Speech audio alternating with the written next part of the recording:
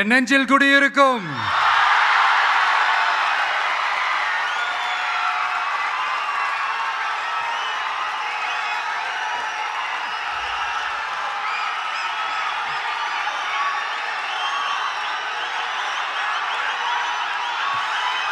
என்னுடைய தோழர்கள், தோழிகள் எல்லாருக்கும் என்னுடைய வணக்கம். வணக்கம் வணக்கம்.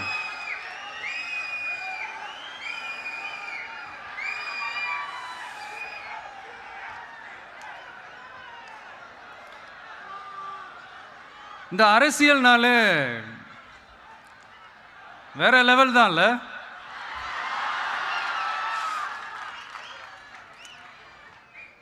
ஏன்னா இந்த அரசியல்ல மட்டும்தான் வித்தியாசமான ஒன்று நம்ம பார்க்கலாம். யார் யாரை எப்போ எதிர்ப்பாங்கன்னே நமக்கு தெரியாது. யார் யாரை எப்போ ஆதரிப்பாங்கன்னே நமக்கு தெரியாது. அதை கணிக்கவே முடியாது. அதனால தான் இந்த அரசியலில் மட்டும் முன்னாடிலாம் சொல்லி நம்ம கேள்விப்பட்டிருப்போம், நிரந்தர நண்பனும் நிரந்தர எதிரியும் இல்லைன்னு சொல்லுவாங்க. அரசியலுக்கு யார் வேணாலும் வரலாம், அது ஒரு ஜனநாயக உரிமைன்னு சொல்லுவாங்க. ஆனால் மக்களுக்கு ரொம்ப ரொம்ப பிடிச்சி போன ஒருத்தன் அரசியலுக்கு வரான்னா அதை கண்டிப்பாக நல்லவங்க எல்லாம் வரவேற்பாங்க. ஆனால் ஒரு சில இந்த அதிகார இல்லை அது வேணாம், ஒரு சில பேருக்கு மட்டும் கொஞ்சம் எரிச்சல் வரத்தானே செய்யும். அது இருக்கும் தானே. என்னடா இவன் திடீர்னு ஒருத்தன் என்ட்ரி கொடுத்துட்டானே, இது வரைக்கும் நாம சொன்ன பொய்யெல்லாம் நம்பிக்கிட்டு மக்கள் நமக்கு ஓட்டு போட்டுக்கிட்டு இருந்தாங்களே, ஆனால் இப்போ இவன் சொல்றதெல்லாம் பார்த்தா மக்கள் மனசுக்கு ரொம்ப நெருக்கமாக வேற இருக்குது. அதுவே நமக்கு ஒரு பெரிய நெருக்கடியாகவும் இருக்குது. இவனை என்ன பண்ணலாம், என்ன செய்யலாம், எப்படி இவனை இது பண்ணலாம், க்ளோஸ் பண்ணலாம்.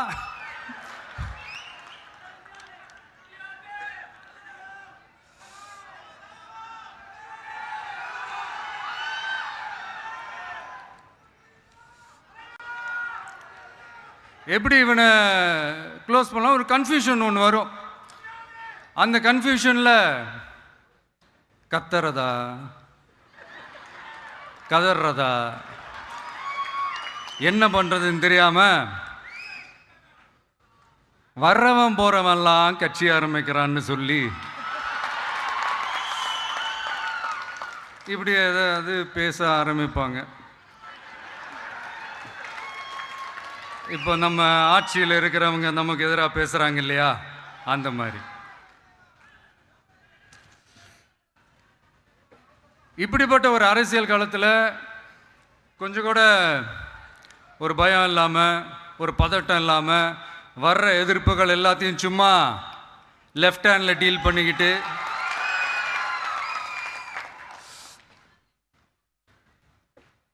இதோ நம்மளுடைய தமிழக வெற்றி கழகம் முதலாவது ஆண்டை கடந்து இப்போ 2வது ஆண்டில் அடி எடுத்து வைக்கிறோம். இந்த ஒரு காலகட்டம் தான் மிக முக்கியமான ஒரு காலகட்டம். ஏன்னா ஒரு அரசியல் கட்சிக்கு ஒரு பெரிய பலமே அந்த கட்சியினுடைய கட்டமைப்பு தான். அதுதான் அந்த கட்சியினுடைய ஒரு வேறு மாதிரி, ஒரு அடிப்படை பலமே அதுதான். ஒரு ஆலமரம் மாதிரி ஒரு கட்சி ஒன்று வளரணும்னா அதுக்கான அந்த வேர்களும் விழுதுகளும் ஸ்ட்ராங்காக இருக்கணும் இல்லையா. அப்படி தான் நம்மளுடைய இந்த அமைப்பை பலப்படுத்துகிற ஒரு வேலையை தான் இப்போ நம்ம செஞ்சுக்கிட்டு இருக்கிறோம். தமிழ்நாடு முழுக்க மாவட்ட நிர்வாகிகள் எல்லாரையும் தேர்ந்தெடுத்து அறிவிச்சிட்ருக்கிறோம். இந்த நேரத்தில் நம்ம மேலே ஒரு கம்ப்ளைண்ட், அது என்னென்னா, அதுதான் எனக்கும் புரியல. நம்மளுடைய மாவட்ட நிர்வாகிகள் எல்லாருமே வெறும் இளைஞர்களாகவே இருக்கிறாங்களாம். ஏன் இருந்தா என்ன?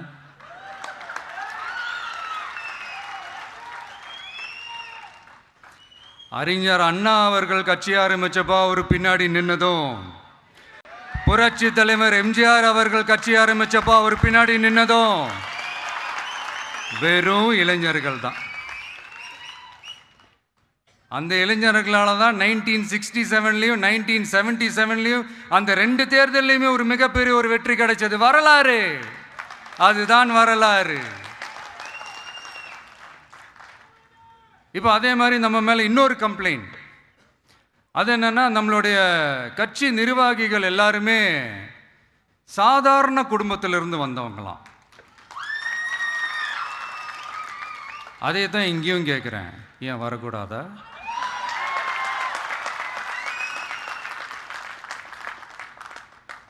சாதாரண குடும்பத்திலேருந்து வந்தவங்க தான் பெருசாக சாதிச்சிருக்கிறாங்க. இன்னும் சொல்ல போனால் நம்மளுடைய கட்சி எளிய மக்களுக்கான கட்சி தானே.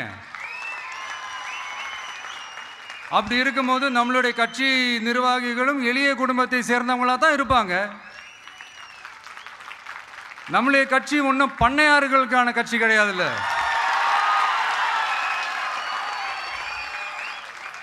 முன்னாடிலாம் அந்த காலத்தில் பண்ணையாருங்க தான் பதவியில் இருப்பாங்க. இப்போ கொஞ்சம் உள்டா மாறிடுச்சு. பதவியில் இருக்கிறவங்களாம் பண்ணையாராக மாறிடுறாங்க.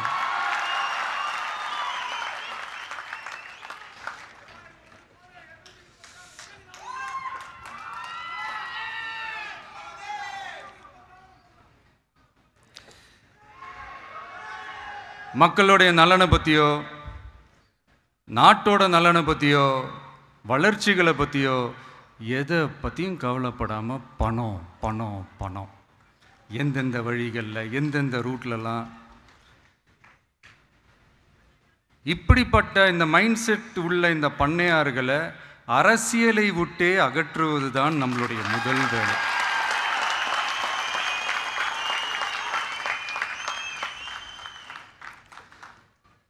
அதை ஜனநாயக முறைப்படி நம்ம செய்கிறதுக்கு தான் 2026 தேர்தலை நம்ம சந்திக்க போகிறோம். அந்த தேர்தலை சந்திக்க ரொம்ப ரொம்ப முக்கியமான விஷயம் பூத் லெவல் ஏஜென்ட்ஸ், BLA அப்படின்னு சொல்லுவாங்க. அது ரொம்ப ரொம்ப முக்கியம். ஏன்னா நீங்கள் பார்த்தீங்கன்னா தமிழ்நாட்டில் அந்த பெரிய பெரிய கட்சிகளுக்கு தான் அந்த BLAலாம் ரொம்ப ஸ்ட்ராங்காக இருக்கும்னு சொல்லுவாங்க. ஒரு அப்ராக்சிமேட்டாக ஒரு 69,000 பூத்ஸ் இருக்குது.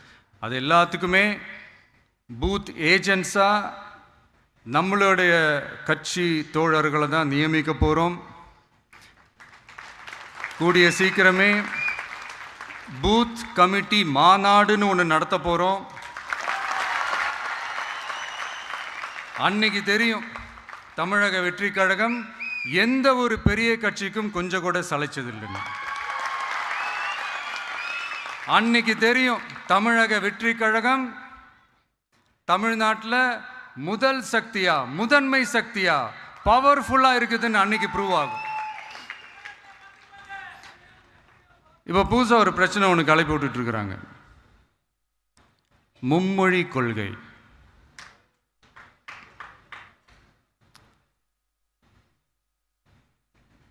அதாவது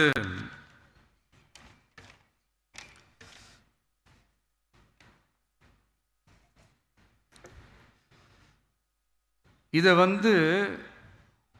இங்கே செயல்படுத்தலைன்னா இந்த கல்விக்கான நிதியை நம்மளுடைய மாநில அரசுக்கு கொடுக்க மாட்டாங்களாம். இந்த LKG UKG பசங்க சண்டை போட்டுப்பாங்க தெரியுமா, அந்த மாதிரி.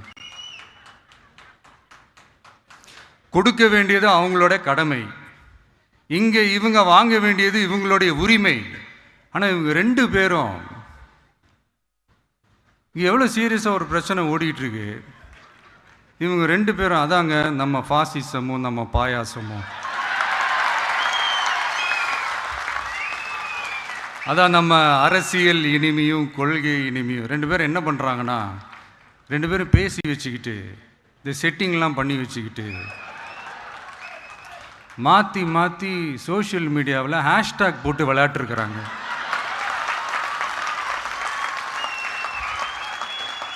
இங்கே என்ன நடந்துக்கிட்டு இருக்கு? அதாவது இவங்க 2 பேரும் அடிச்சுக்கிற மாதிரி அடிச்சுப்பாங்களாம். அதை நாங்கள் நம்பணுமா?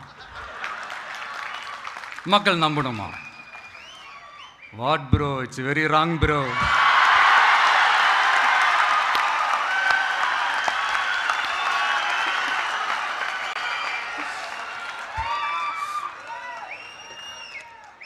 இதுக்கு நடுவில் நம்ம பசங்க உள்ள பூந்து அங்க ஒரு சம்பவம் ஒன்று பண்ணிட்டு டக்குன்னு வெளியே வந்துடுறது. டிவி கே ஃபார் டிஎன் அப்படின்னு சொல்லி. யார் சார் நீங்களா? எங்க சார் இருக்கிறீங்க?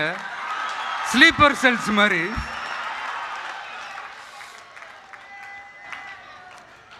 அதனால இதெல்லாம் மக்களுக்கு நாம சொல்லி புரிய வைக்க வேண்டிய அவசியமே கிடையாது. அவங்களுக்கே தெரியறதெல்லாம் எவ்வளோ பெரிய ஒரு ஏமாத்து வேலைன்னு.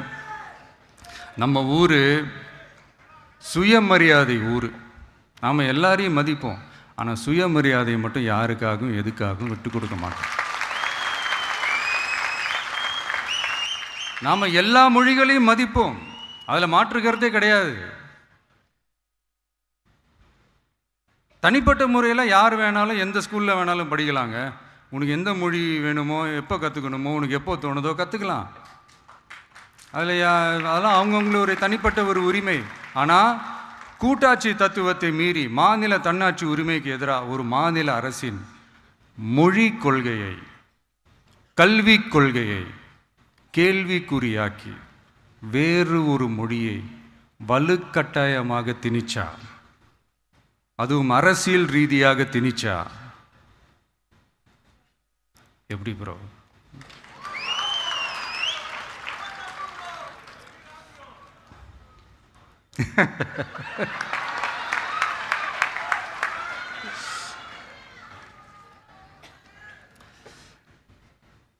அதனால் நம்மளுடைய தமிழக வெற்றி கழகம் சார்பாக நாமளும் இந்த பொய் பிரச்சாரங்களை எல்லாம் புறம் தள்ளிவிட்டு இதை நாங்கள் உறுதியாக எதிர்ப்போம்.